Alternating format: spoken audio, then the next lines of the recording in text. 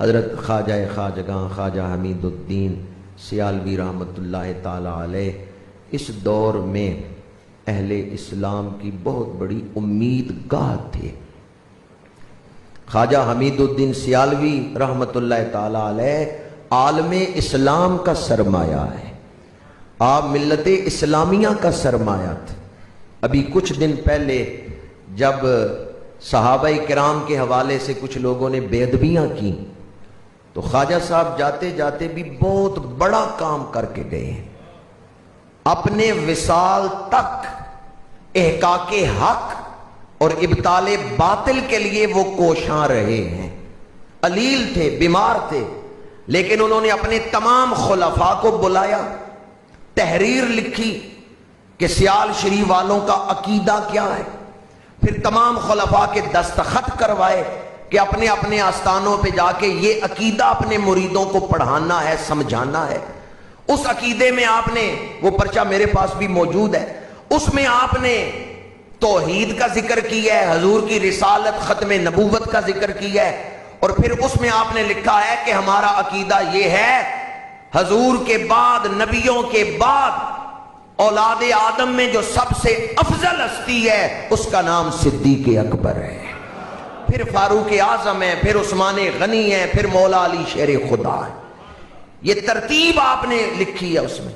عقیدے کی حفاظت کے لیے بستر علالت پہ بھی خواجہ حمید الدین سیالوی رحمۃ اللہ تعالی علیہ نے بہت بڑا کردار ادا کیا ہے۔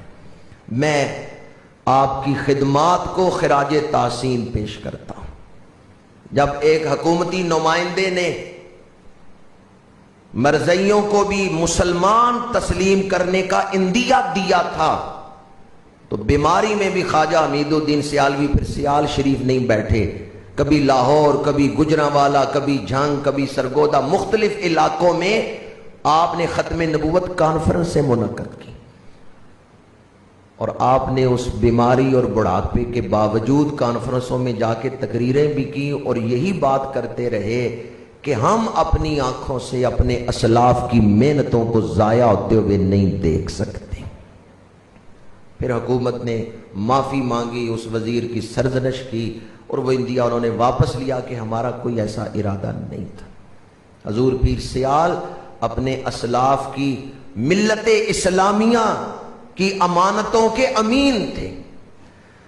حضرت خواجہ حمید الدین سیالوی رحمۃ اللہ تعالی علیہ نے ایک آخری وصیت کی ہے۔ کچھ دن پہلے آپ ایک جلسے میں تشریف لے گئے تو اس میں تقریر کرتے ہوئے آپ نے فرمایا کہ کوئی پتہ نہیں ملاقات ہو نہ ہو، آئندہ میں تمہارے شہر میں آؤں نہ آؤں، پر میری ایک آخری وصیت ہے، میری ایک نصیحت ہے، میری ایک تلقین ہے اور میری ایک عرض ہے۔